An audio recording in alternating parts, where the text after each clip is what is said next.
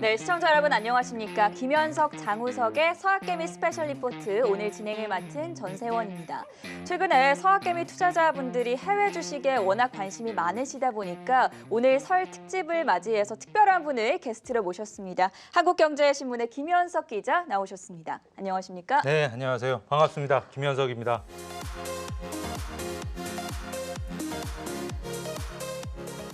지금 보니까 M포털사 기자 페이지 구독자 수 탑3에 이름을 올리고 계신데 실제 구독자 수가 얼마나 되시나요? 예, 그런 질문이 있어서 방금 전에 좀 확인을 했더니 네. 2만 1,000명이 조금 넘었습니다. 2만 명이 예. 넘으셨어요. 이렇게나 많은 구독자를 보유하게 된 비법은 뭐가 있을까요? 사실은 저는 모르겠습니다. 그건 모르겠는데 네. 뉴욕 우선 특파원을 오래 하셨죠. 오래 한 건 아니고 3년 오. 임기를 끝내고 2017년 7월에 가서 네. 작년 8월에 돌아왔습니다. 코로나 때도 좀 계셨네요. 네, 한 7개월, 6개월 정도 이렇게 그 락다운된 상황에서 집에 갇혀 있었습니다. 마지막에는. 네. 아니 정말 그렇게 뉴욕 특파원 작년 7월까지 마치고 오셨을 때 한국 투자자들 보고 좀 깜짝 놀라시지 않으셨어요? 사실은 제가 그 2017년에 가서 네. 한 2달 있다가 한 9월부터 김현석의 월스트리트나우라는 글을 쓰기 그쵸. 시작했는데 저도 매일 챙겨봤습니다. 그래서 네. 쓰기 시작했는데 약간 좀 안타까운 게 있었어요. 왜냐하면 월가에 가서 사람들 만나고 또 컨퍼런스 같은 데 가서 많은 걸 듣잖아요. 네. 듣는데 그 모든 거를 기사로 쓰거나 그럴 수는 없는 거거든요. 그래서 이런 거를 뭘로 소화할까 하다가 회사 측에서 어떤 뭐 코너 같은 걸 하나 만들어서 기사를 써라. 그런 얘기가 있길래 그러면 이걸 한번 써보자. 그리고 이제 시작을 한 거죠. 그게 이제 월스트리트 나우. 네, 맞습니다. 그리고 우리나라에서 아무래도 미국 투자에 대한 관심도가 높아졌죠. 굉장히 많이 높아지면서 제 생각에는 국내에 사실 외신 외에는 특별하게 미국 주식에 대해서 알 수 있는 그런 정보의 소스가 없어요. 그러다 보니까 제 글이 좀 인기를 얻은 거가 아닌가 이렇게 운이 좋았던 거죠. 겸손하시네요. 개인적으로 서학개미들이 점점 많아지면서 투자 정보는 많은데 어느 정보를 얻어야 할지 취사 선택을 하기가 상당히 힘들어졌어요. 네. 그래서 오늘은 특별히 사람에 대한 갈증을 해소시켜 준다고 들었거든요. 네, 그 월가에 많은 사람들이 있는데 네. 그 많은 얘기를 하죠. 네. 근데 그 사람들 중에 어떤 사람은 어떤 사람이, 어떤 사람은 어떤 사람이 누가 잘 중요할까? 모르죠. 예, 맞습니다. 그렇죠. 일반인들은 잘 모르죠. 저도 가서 적응하는데 1년 이상 걸렸고요. 그래서 어떤 사람이 어떤 말을 하는 게 중요하다. 그리고 그런 사람들이 어떤 사람들이다라는 거를 소개하고 싶어서 여기 나왔습니다. 네, 저희가 오늘 그래서 서학개미 이들을 주목하자 탑7을 꼽아봤습니다. 네. 사실 저는 예상되는 인물이 있기는 해요. 누군가요? 이제 바이든 행정부 들어서면서 더블 J라고 표현을 저는 하고 싶은데 네. 제롬 파월, 제니 옐런. 옐런 예. 이렇게 두 더블 J가 그 활약이 좀 기대가 되거든요. 예, 맞습니다. 지금의 사실 이렇게 상승장이 이어지고 있는 거는 결국은 미국 중앙은행, 페드가 많은 유동성을 풀었기 때문입니다. 그쵸. 그 증시라는 거는 결국 경기를 반영하기도 하지만 이 유동성의 함수인데, 경기와 유동성의 함수인데 네. 유동성을 많이 풀었기 때문에 지금 코로나로 경기가 안 좋은데도 이렇게 주식시장이 많이 올라온 거거든요. 그러면 결국 이 유동성을 제공을 한 페드의 가장 높은 그 의장이죠. 그렇죠. 전 파월 의장과 현 의장. 그래서 그러네요. 제니 옐런과 제롬 파월입니다. 근데 이 제롬 파월 의장이 작년 3월에 굉장히 많은 돈을 풀기 시작했고 네. 그래서 여기까지 경제를 올렸고 근데 작년 7월에 이제 첫 번째 부양책, 그러니까 엄밀히 말하면 기술적으로는 이제 세 번째 부양책이 거의 이제 돈이 떨어졌고 그 이후에는 제롬 파월 의장이 계속해서 미국 행정부의 의회에 돈을 풀어라, 재정 정책을 더 과감히 하라고 했는데 그동안 못 하고 있다가 네. 이제 정부 대선이 끝나고 나서야 드디어 한 번 더 해서 이제 9천억 달러짜리가 이제 통과가 됐고요. 그런 재정 정책을 하는 사람이 이제 맡아서 하는 사람이 이 재무장관이죠. 그렇죠. 그래서 이 전현직으로 이 두 사람이 사실 그 2012년부터 2018년까지 두 사람이 같이 페드에서 일을 했어요.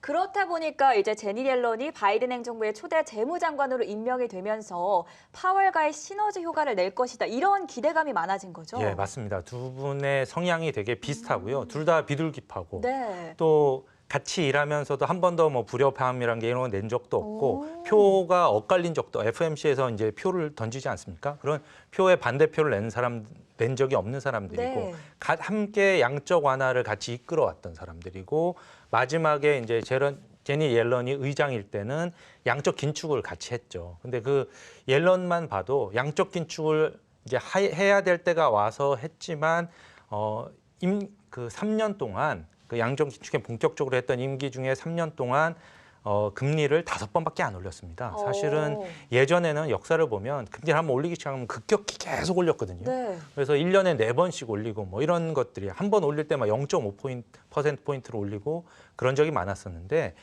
옐런은 0.25%씩 3년에 5번에 걸쳐서 천천히 올리면서 시장의 반응 그리고 시장을 안심시켰던 네. 그런 사람이죠. 그러니까 굉장히 시장 친화적으로 볼 수 있는데 이 시장 친화적인 옐런이 우선 재정 정책을 맡게 됐고요.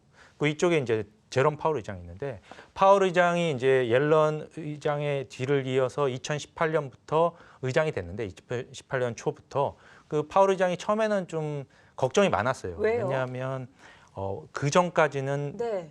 페드 의장들이 대부분 유태인이고 경제학 박사들이었습니다. 아. 근데 파월 의장은 사실 그 로이어고, 그렇죠. 그러니까 그 법률가죠. 법률가 변호사고 월가에서 칼라일이라는 그 헤지펀드 뭐 이런 데서 일하긴 했지만 어쨌든 전통적인 변호사고. 경제학자는 아니고. 네, 맞습니다. 거기다가 유태인도 아니었어요. 지난 1979년에 폴 볼커 의장부터가 유태인이 계속 그 전에도 유태인이 좀 네. 있었고요.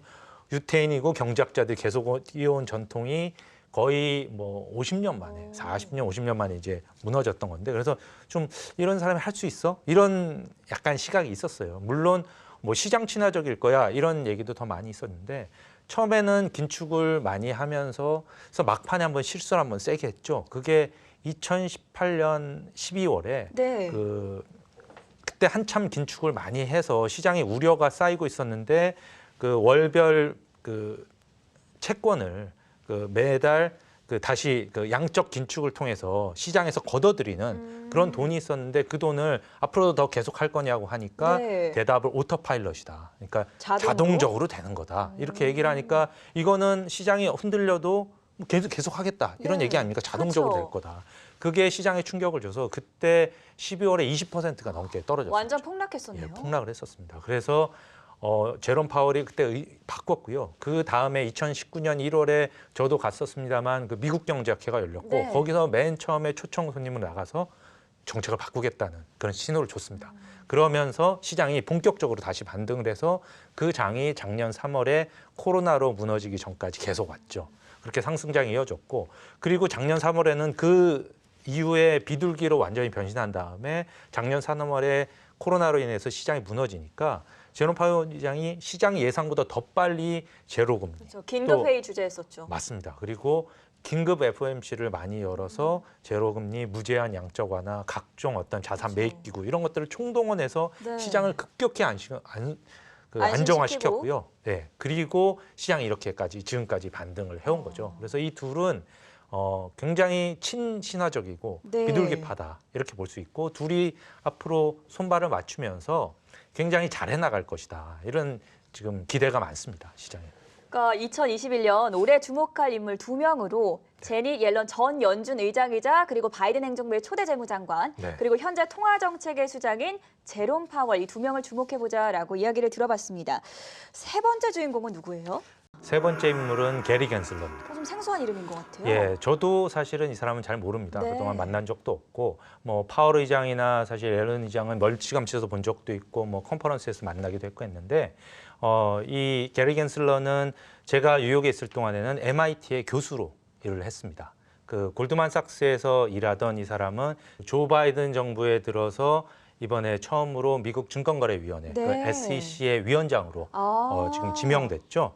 그래서 지금 아직까지는 의회 인준 절차가 끝나지 남아 않아서 있어요. 네. 이번에 이 게임스탑 사태라든지 이런 거에 나오질 않았는데 사실은 이런 일이 있으면 SEC에 다들 부각이 이제 될 수밖에 없죠. 맞습니다. 우리나라의 뭐 금융감독원, 금융위원회를 합쳐놓은 것 같은 그런 역할인데요. 월가에서 그동안 저승사자 역할을 많이 했죠. 어떤 금융 위기가 터졌을 때 개입을 하고 규제를 만들 때 어떤 실무 작업을 하고 이런 그 위원회. 그러니까 관이죠. 근데 이 게리 겐슬러는 굉장히 재밌는 사람이에요. 네. 원래는 골드만삭스에서 18년이나 일을 했고 그다음에 금융위기가 터지고 나서 전 오바마 행정부 때 2009년부터 2014년까지 그 CFTC 여기는 이제 상품 선물 거래, 그러니까 파생 상품. 지금 SEC는 증권 거래를 담당하는 네. 거고요. 이 시장이 훨씬 크죠. 그리고 파생 상품을 담당하는 것이 CFTC인데 원래 여기 거기에 있었다가 거기에 위원장을 지냈습니다. 오. 그 당시가 이제 글로벌 금융위기가 터지고 막 네. 오바마 정부가 들어서서 수습을 할 때거든요. 그래서 도드 프랭크법 이런 거를 정해서 어떤 아이비들의 어떤 트레이딩 이런 자기 돈을 가지고 자기가 트레이딩하면서 시장을 조작하는 이런 행위를 뭐 틀어막고 이런 법을 취할 때 이 게리 겐슬러가 상당한 역할을 했습니다. 네. 그러니까 골드만삭스에 있으면서 사실 자기도 별일 다 해봤을 거 그렇죠. 아닙니까? 그러니까 더 잘 알고 굉장히 그 규제를 잘 만들었기 때문에 월가에서 싫어하는 대표적으로 월가 싫어하는. 저승사자라고 불린다고 네, 하더라고요. 맞습니다. 이 사람이 사실 이 사람이랑 또 다른 사람 중에 그 규제주의자인데 그 사람이 임명되고 나서 지금 금융주들이 한 며칠 동안 힘을 못 썼어요. 그동안 경기 민감주들이 중에 하나가 금융주고 네. 금융주들 주가가 괜찮았는데 이 사람 임명 소식에 한 며칠 동안 금융주들이 주가가 안 좋았었습니다. 규제받을 수 있다는 그런 우려 맞습니다. 속에 시장이 또 게리 겐슬러에서 주목하는 거는 이런 금융 규제뿐 아니라 가상화폐 관련 요새 또 비트코인 최근에 관련. 핫하죠. 네, 맞습니다. 비트코인 가격이 요즘에 최근에 많이 올라서 이 많이 오른 거에 기본적인 거는 기관 투자자들, 월가의 네. 큰 기관 투자자들, 헤지 펀드들이 드디어 사실 여기에 들어가서 그렇죠. 투자로 자산으로 이제 인정을 하고 투자를 시작한 거죠. 근데 이제 지금까지는 이런 위원회 이런 어떤 금융시장 자체에서는 받아들이지 않고 있었어요. 근데 게리 겐슬러가 주목할 거는 2014년에 그 CFTC의 위원장을 물러난 다음에는 MIT의 슬론 경영대학원에 가서 MBA 네. 과정에서 강의를 했는데 그 강의의 제목이 디지털 자산과 어떤 가상화폐 뭐 이런 겁니다. 블록체인 네. 이런 겁니다. 그러니까 가상화폐에 대해서 굉장히 잘 아는 사람이죠. 그래서 뭐 이해도도 넓고 그 당시 강의나 어떤 토론을 보면 제도권으로 좀 유입을 해서 봐야 된다. 뭐 이런 얘기를 많이 하기도 했습니다. 그래서 지금 가상화폐 업계에서는 사실 몇 년 전부터 2017년, 2018년부터 꾸준히 비트코인 관련 ETF 같은 거를 이제 SEC에 신청을 했는데 그렇죠. 계속해서 이제 빠꾸를 맞았죠. 그래서 이거 허용을 안 해주고 그랬었는데 이게 되면 아마 저변이 넓어지고 비트코인 가격도 많이 오를 텐데 게리 겐슬러가 과연 그럴 건지에 대해서도 지금 기대감이 좀 있죠. 세 번째 인물은 저도 그렇고 시청자 여러분들 다소 생소한 인물이 아니었을까 싶은데요. 골드만삭스 출신의 게리 겐슬러, 지금 미국 증권거래위원회 위원장 지명자에 대해서 알아봤고요.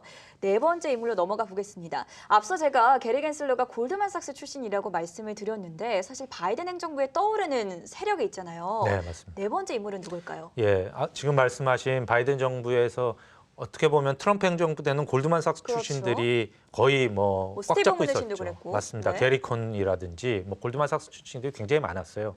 그런데 지금 행정부에서는 출범하자마자 어떤 블랙락 출신들이 지금 약진을 하고 있어요. 그 최연소 국가경제위원회 위원장 NEC의 위원장이 된 브라이언 디스, 또 네. 재무부 부장관이 된 윌리 아데너 예모. 이름이 어렵네요. 예, 이름이 어렵습니다. 그리고 카멜라 해리스 부통령의 경제자문인 마이크 파일이 대표적인 사람들인데요. 이 블랙락을 만든 사람이 바로 레리 핑크고 네. 지금도 CEO입니다.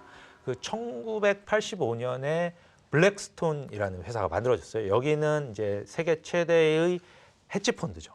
그 블랙스톤은 어떤 우리가 잘 들어서 알고 있는 스티브 슈워츠만이라는 사람과 여러 명이 만들었어요. 그 중에 하나가 이 레리 핑크입니다. 핑크. 그러다가 어떤 다른 사업을 해보자라고 네. 나와서 3년 뒤에 레리 핑크가 어떤 약간 그래서 나와서 이름이 비슷하죠. 그 블랙스톤, 블랙락 비슷하네요. 예, 맞습니다. 그래서 비슷하게 근데 만들어서 스톤보다 락이 더 큰 것 같아요.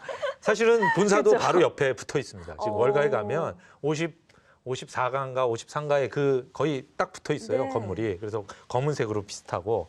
근데 이 블랙스톤의 스티븐 스워츠만은 사실은 트럼프하고는 거의 친했습니다. 친구고 거의 매번 전화 통화를 해서 트럼프가 물어보고 이런 사람이었다면, 근데 이제 지금은 트럼프가 갔고 이 블랙스톤의 시대는 갔고 지금은 블랙락의 시대. 이 블랙락은 레리 핑크는 약간 월가에서는 조금 좀 이단화 특이한 같은 사람이에요. 존재인가요? 예, 맞습니다. 좀 처음부터 옛날부터 뭐 책임 경영이라든지 어떤 그런 지금 말하는 ESG 네. 관련 그런 얘기를 많이 해왔어요. 그래서 조금 다른 쪽의 얘기를 돈만 얘기하지 않고 그런 얘기를 많이 해왔는데 그 ESG 관련도 예전부터 계속 얘기를 해왔고요. 지금 작년 1월인가에 그 주주에 대해서 매년 이제 서한을 보내잖아요. 그렇죠. 그 서한에는 ESG를 따르지 않는 회사는 아예 앞으로 투자하지 않겠다. 이렇게까지 그 서한에서 선언을 했는데 이게 굉장한 영향을 주죠. 왜냐하면 블랙락이 세계 최대의 자산운용사인데 지금 그렇죠. 그 돈이 8조 7천억이에요. 물론 이게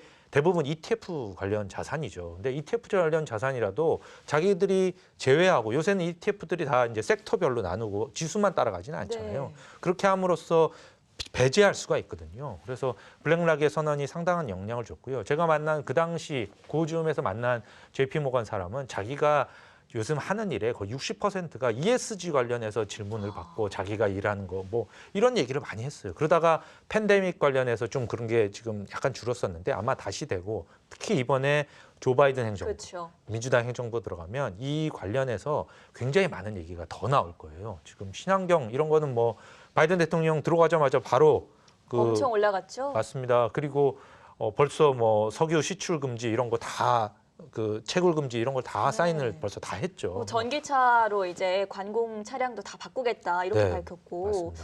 이런 어. 친환경 기조는 계속될 거고 네. 그런 어떤 화두를 이 레리 핑크가 가끔 던지거든요.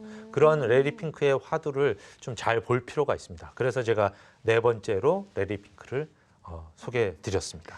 그러니까 바이든 행정부에서 확실히 ESG 테마가 각광을 받고 있는데 그 선두주자로서 블랙락의 CEO인 레리 핑크에 대해서 네 번째 인물로 짚어봤습니다.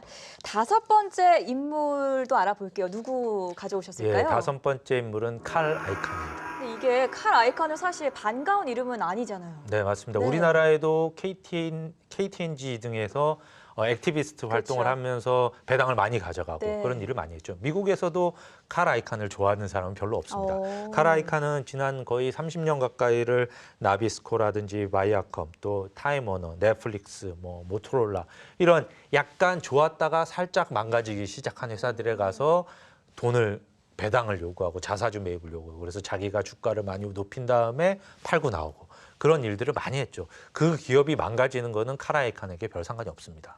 그런 어떤 피도 눈물도 없는 그런 냉혈한 돈 맴새를 굉장히 잘 맞는 사람이고요. 방송에 나와서 막 욕도 하고 이런 정도로 어떤 빌 에이크먼이라고 다른 네. 같은 그 액티비스트의 좀 젊고 그런 사람이 있는데 이 사람이랑 정말 대단하게 싸웠죠. 예전에 허벌라이프라는 회사를 놓고 네. 빌 에이크먼이 이 회사를 공격을 해서 할 때 아이칸은 야, 이 회사 괜찮아 이래가지고 들어가가지고 어떤 백기사 역할을 해서 오. 에이크먼이 완전히 망했습니다. 네. 거기서 뭐 10억 달러 이상을 손실을 보고 나왔고 결국 3년간의 끝에 근데 칼 아이칸은 거기서 돈을 많이 벌었죠. 어쨌든 업계에서도 남의 등을 치는 이런 일을 많이 하고요. 뭐 방송에 나와서 에이크먼 걔는 뭐 XXX 삑삑삑 뭐 이런 욕을 많이 하고 뭐 이랬던 사람인데 이 사람을 소개하는 이유는 네. 돈 냄새를 정말 기가 막히게 잘 맞는 사람입니다. 이 그러니까 사람 기업 사냥꾼이긴 하지만 그만큼 돈에 있어서는 네, 그 거의 손해 본 적이 별로 없는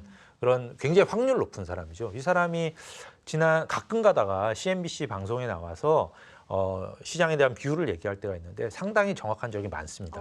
근데 지난 1월 4일에 사실 아이칸이 나와서 지금 굉장히 과열돼 있고 이런 과열된 장은 종말을 맞을 수밖에 없다. 자기는 충분한 해지를 해놨다. 비관적으로 자산에 대해서. 보는 거네요. 예, 약간 그렇게 얘기를 해서 좀 두려웠었는데 어떤 칼 아이칸이 하는 얘기 같은 그런 얘기들을 상당히 많은 사람들이 지금 월가에 갖고 있어요. 네. 근데 월가의 한 사람은 사람들이 다 그런 생각을 할 때는 안 내린다.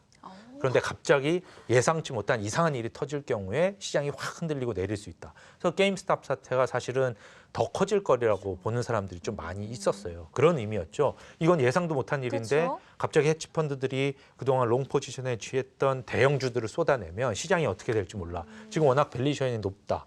이런 생각들이 조금 있었죠. 그래서 어떤 이 칼 아이칸의 말도 유심히 잘 볼 필요가 있습니다.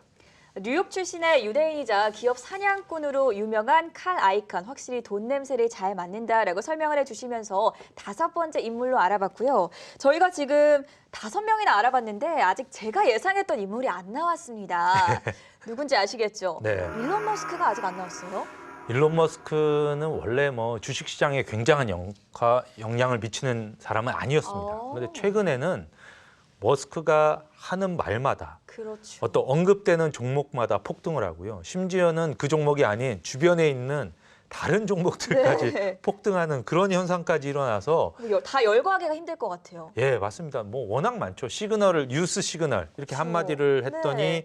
그 사실은 관련된 다른 이상한 주가가 맞습니다. 올랐잖아요. 그 시그널 앱을 쓰란 그 어떤 메신저 앱을 쓰라는 얘기였는데 그 메신저 앱은 사실은 지금 상장이 돼 있는 종목은 아니거든요. 그랬더니 엉뚱한 시그널 어드밴스라는 회사의 주가가 0.6달러에서 38달러까지 올라가는 네. 그런 기현상이 있었고요. 또 뭐 비트코인도 힘을 점점 밀어가고 있었는데 갑자기 비트코인은 자기 그 트위터 해시태그로 바이오에다가 바꿨죠. 예, 바이오에다가 비트코인이라고 딱 넣어놓고 그다음에 지금 말하기도 했죠. 자기가 이제 8년 전에 투자했으면 얼마나 좋았을까 이런 그러니까요. 얘기도 했지만 그러면서 비트코인 다시 38,000달러까지 쭉 올라갔습니다.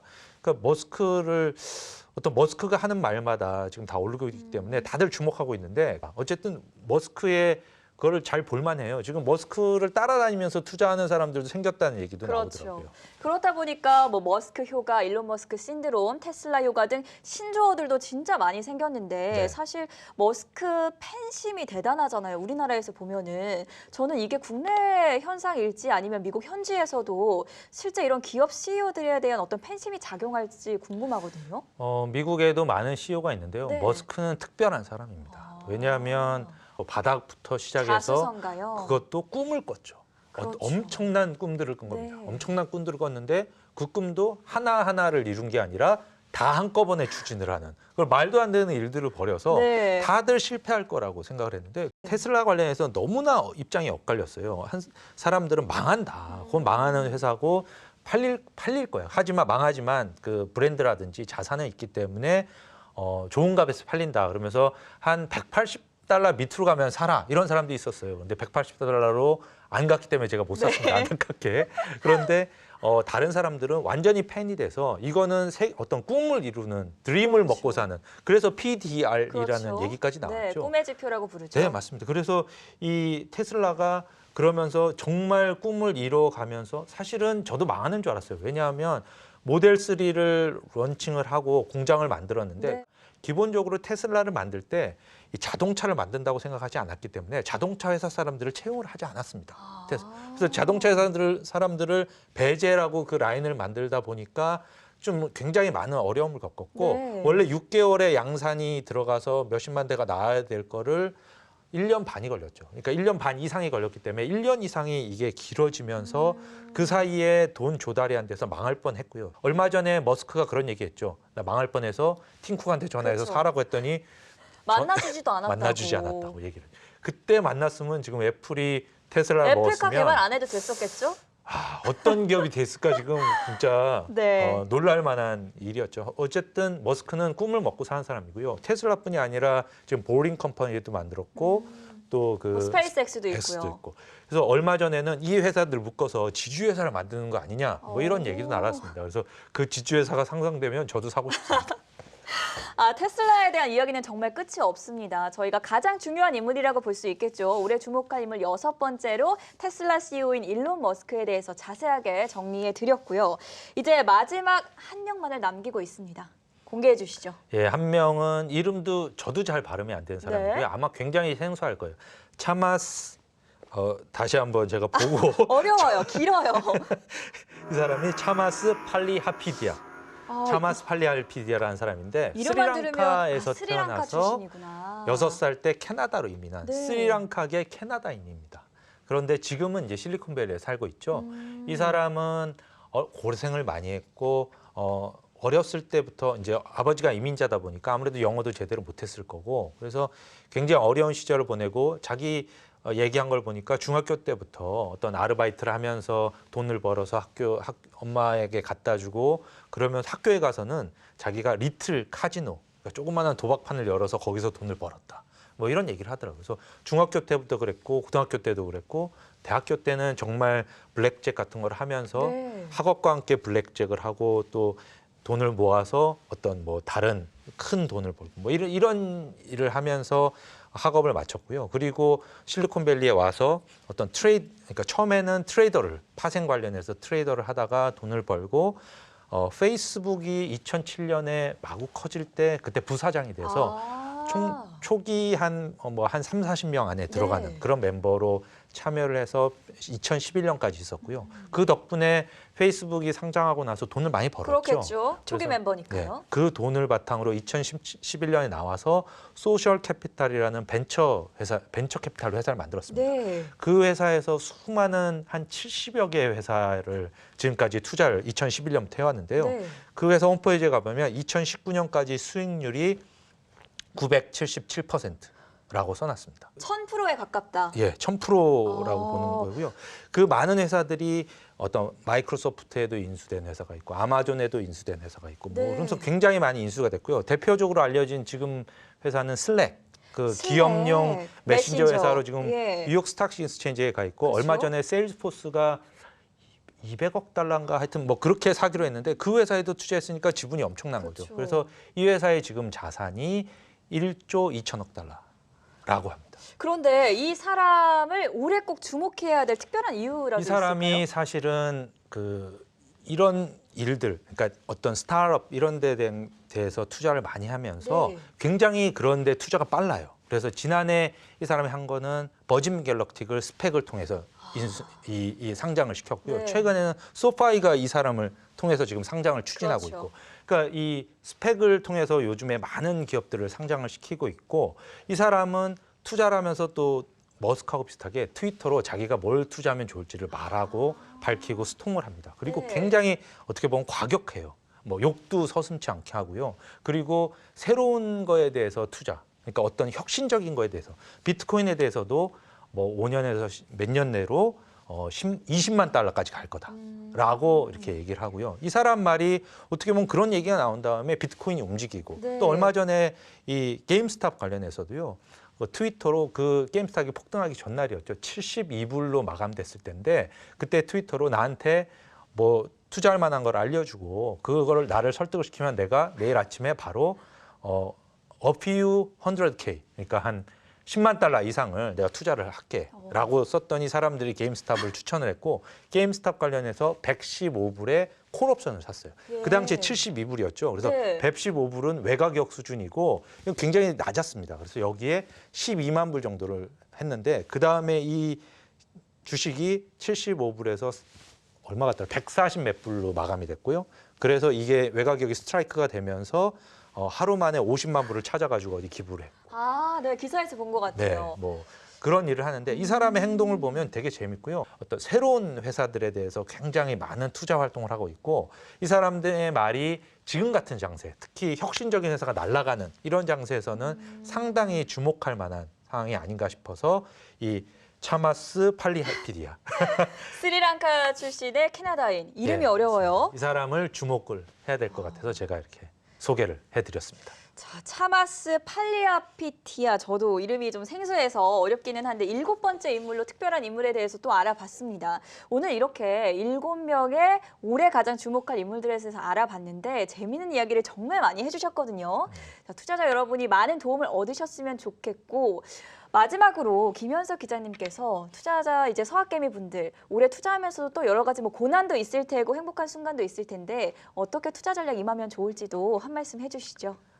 투자는 자기가 그 회사를 알고 나서 투자를 해야 되고요. 꾸준히 그 공부를 해야 됩니다. 그렇죠. 테슬라 같은 회사의 어떤 팬이 된 사람들, 처음부터 꾸준히 투자해서 돈을 번 사람들도 테슬라의 비전을 다 알고 있고 갖고 있어요. 테슬라가 뭐 하는지를 알고 있고 그래서 항상 공부를 하면서 하는 게 중요하고요. 그리고 아까 말씀드렸지만 증시는 경기와 어떤 유동성의 함수기 때문에 지금 유동성의 키를 쥐고 있는 파월 의장 이 뭐라고 말할 것이냐. 네. 혹시라도 태도를 바꿀 경우에는 테이퍼링 시장에 언급이 나온다든지. 맞습니다. 시장에 어떤 변화가 있을 테니까 그거를 잘 지켜보시기 바랍니다. 특파원님이 아무래도 뉴욕에 계셨다 보니까 네. 저희가 맨날 뉴스에서 보던 그런 분들을 실제 본 이야기부터 시작을 해서 평소에는 접할 수 없었던 깊이 있는 뉴스까지 아주 잘 전해주셨는데 다음 기회에 또 한번 나와주시길 부탁드려도 되겠죠? 네, 저희가 고맙습니다. 네, 기자님들 설 연휴 잘 보내시고 저희는 기자님과 여기서 인사드리고 잠시 후에 장우석 본부장과 함께 또 다른 이야기 나눠보도록 하겠습니다. 네, 즐거운 설 맞으십시오.